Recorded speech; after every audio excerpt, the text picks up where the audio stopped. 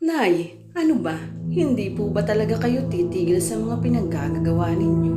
Sa araw pa talaga ng Semana Santa, Nay. Yamot na saway ni Luna sa ina nito. Kaalis lang ng customer nito at may pinakulam na. Tumahimik ka, Luna. Huwag kang ipokrita dahil sa trabaho kong ito. Kung kaya't nakapag-aral ka ngayon. Singhal ni Aling Ibyang sa anak. At ito ang tandaan mo. Walang Diyos, patay ang Diyos. Dagdagan pa nito. Pero Nay, marami namang ibang trabaho dyan. Yung malinis at hindi mo kailangang gumamit ng karunungang itim para magpahirap o kumitil ng buhay. Pagsusumamo ni Luna sa ina. Nagling tumalikod si Aling Ibyang dahil alam niyang hahaba lang ang usapan nila. Hindi siya papanigan ng anak. Magkasalungat ang paniniwala nilang mag-ina. Si Luna na labis ang pananampalataya sa Diyos at paniniwala sa kabutihan habang siya naman ay naniniwalang patay ang Diyos at wala na itong kapangyarihan. Nagdadabog namang pumasok ng kwarto si Luna na masama ang loob. Ang paggamit ni Aling Ibyang ng karunungang itim ay minana pa nito sa tiyahin. Ito na ang nagpalaki sa kanya at dito itinuro ng tiyahin kung paano mangkulam. Ito rin ang dahilan kung bakit hiniwalayan ito ng kanyang asawa dahil ayaw nito ang lihim ng ginang. Dito kumikita si Aling Ibyang ng malaki. Depende sa uri ng kulam o kamatayan o paghihirap. Wala na itong awa sa mga biktima niya, basta importante may pera siya. Isang umaga sa araw mismo ng Semana Santa, masama ang pakiramdam ni Luna na duduwal siya. Nitong nakaraang mga araw, madalas nahihilo siya at nasusuka. Nahintakutan ito ng maalalang 2 buwan na siyang hindi dinadatnan ang buwan ng dalaw. Buntis siya. Makailang beses na may nangyari sa kanila ni Jomar ang hangk na kanilang paalaran. Mahal na mahal niya ang nobyo at ganun din si Jomar. Hindi kailangang ang ganda ni Luna. Matangkad, morena, matangos ang ilong at matalino. Magaling namang maglagro ng basketball si Jomar kaya halos lahat ng mga kababaihan ay nagpapapansin dito. Si Luna lang ang hindi nakikipagsiksikan dito sa tuwing mananalo ang team ni Jomar. Kaya siguro napapansin ito ni Jomar. Niligawan nito ang dalaga. Como may pagtingin din si Luna ay sinagot niya ito makalipas ang 2 buwan. Marami ang naiinggit sa sweetness ng dalawa. Halos sa loob ng 1 taong relasyon ay wala silang naging problema. Sobrang bait ni Jomar kahit sikat ito at hindi naman playboy. Tandaan ni Luna noong nakarang 2 buwan, pinagkaloob nito ang sarili kay Jomar noong nag-birthday ito. Hanggang sa nasundan pa ito ng ilang beses, sobrang mahal nila ang isa't isa. Jomar, buntis ako. Halos kinakabahang pagtatapat ni Luna sa lalaki. Magtatapos na sila ng kolehiyo ngayong taon. Saglit na natigilan si Jomar, pero unti-unting sumili ang ngiti sa mga labi nito. Talaga mahal, magiging daddy na ako. Tuwang-tuwa nitong pinupog ng halik si Luna. Jomar, ano ba? Baka may makakita sa atin na kakahiya. Ano ba ang pakalam nila ay magiging daddy na ako? Matutuwa ang mga magulang ko nito. Pagkatapos ko ng kolehiyo, 2 agad ang diploma ko. Sabay himas sa tiyan ni Luna. Sobrang saya ni Luna dahil nakatagpo ito ng mabait na lalaki. Kahit sobrang yaman ay hindi matapobre, lalo na ang pamilya nito. Kung sina Luna ay masaya, hindi ang isang pares ng mga mata na halos magbunga. Nangapoy sa puot. Humanda ka, Luna. Pinapaaral kita, pero ito ang igaganti mo sa akin. Usal ng 1 bulto sa di kalayuan. Nakakublito sa 1 puno dahil alam nito ang kalagayan ng anak. Haliparot kang babae ka. Halos ibenta ko ang kaluluwa ko sa impyerno. Mapaaral lamang kita ng maayos na paaralin. Pero paglalandi ang inaatupag mo, bulyaw ni Aling Ibyang sa anak. Naipatawad po. Mahal ko talaga si Jomar. Mabait po siya at tanggap po ako ng pamilya niya. Umiiyak na tura ni Luna habang hila-hila ang buhok na hawak ng ina. Pak! Isang malutong na sampal ang dumapo sa pisngi ni Luna. Simula sa araw na ito, hindi ka lalabas ng bahay. Bulyaw nito sa anak. Nay, hindi maaari. Buntis ako at kamamatay kong hindi makita si Jomar. Ngunit bingi si Aling Ibyang. Sa halip hinila nito ang anak at ipinasok sa kwarto nito at kinandado. Naghalongkat ito sa mga gamit ni Luna nang makitang larawan ni Jomar. Ay agad itong kinuha at sinagawa ang pangkukulang.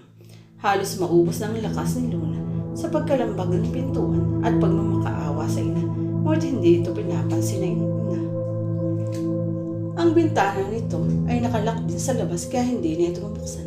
Kumirot ang kanyang puson, kaya naisipan itong magpahinga muna. Baka mapano ang baby niya. Wala ang kanyang telepono. Nasa bag niya at naiwan ito sa salas. Impit na iyak at dasal ang tanging namutawi sa mga bibig ni Luna hanggang sa makatulog ito. Jomar, ano ang nangyari sa iyo? May lumalabas ang mga ibis at talupian sa mga mata. Bunganga at tainga nito. Nagsusuka na rin ito ng itim na likido. Sobrang lapot at mabaho pa. Luna, tulungan mo ako.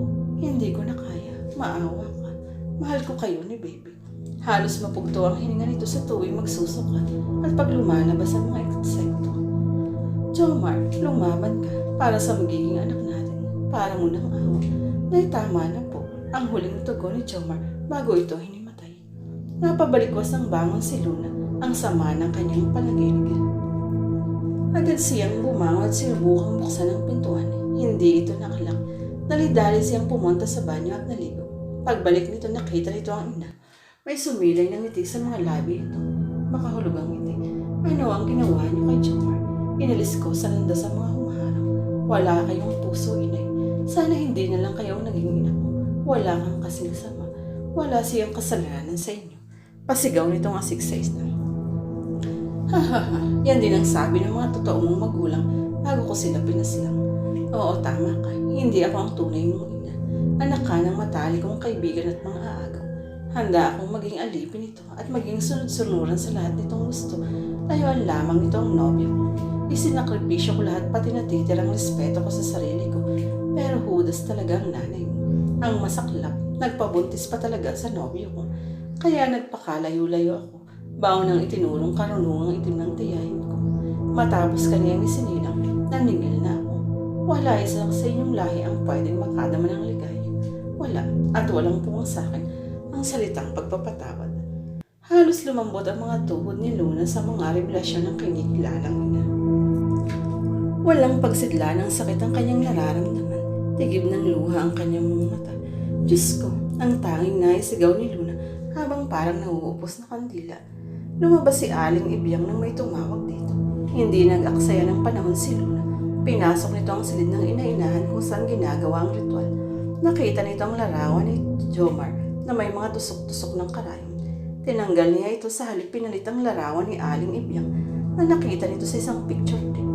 Nasaktan si Aling Ibyang, parang may kung anong tumutusok sa kanyang mga katawan.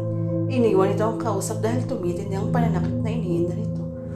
Nagkubli si Luna sa gilid ng aparador ng maramdamang may paparating. Walang hiya. Sino ang kumukontra sa akin? Humanda ka, Jomar. May kinuha kayong kukontra sa akin kasi hindi niyo ko kaya. Paghihirap nitong sabi sa sarili na sa pag-aakalang may kumakalaban sa kanya. Sobrang sakit ng katawan nito.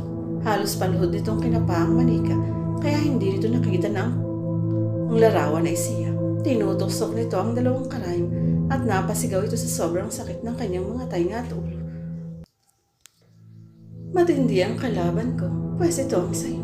Nag-orasyon ito ng Latin at orasyon ito hudyat upang tapusin ang kinukulam. Nangisay at napahandusay si Aling Ibyang.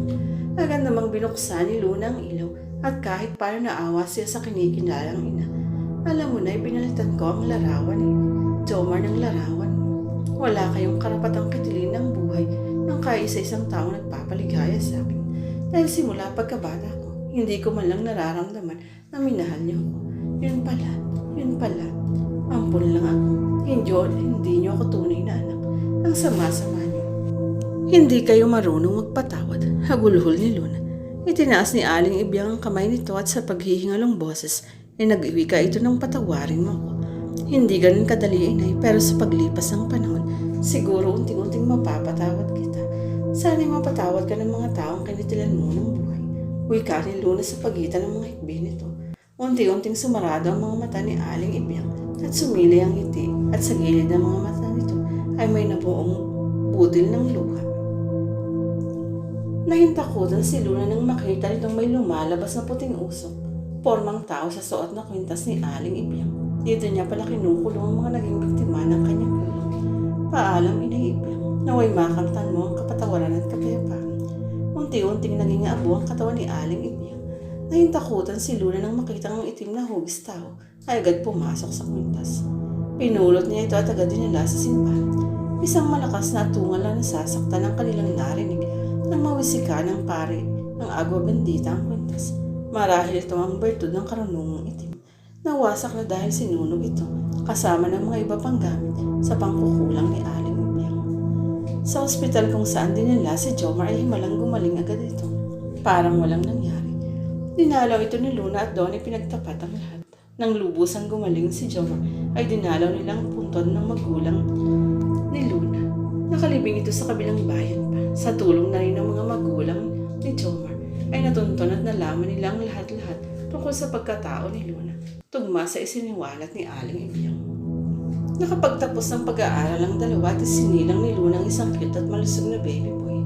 Sa kasalukuyan, karga ni Luna ang anak sa kanyang mga bisig nang maramdaman ito ang malamig na ihip ng hangin sa silid. Mahal ang lusog talaga ni baby. Wika ng lalaki na nakatayo sa kanyang likod. Oo nga mahal, ang swerte ko at nagpapasalamat ako sa Diyos dahil hindi na niya natapos ang sasabihin. Nang pagharap niya dito, bumungad agad sa kanyang bulto ng demonyo na may dalawang sungay sa ulo. Nagbabaga ang mga nanlisik na mata habang nakasandal sa kahoy na hugis ko. Patay ang Diyos niyo, ako ang tunay, buhay.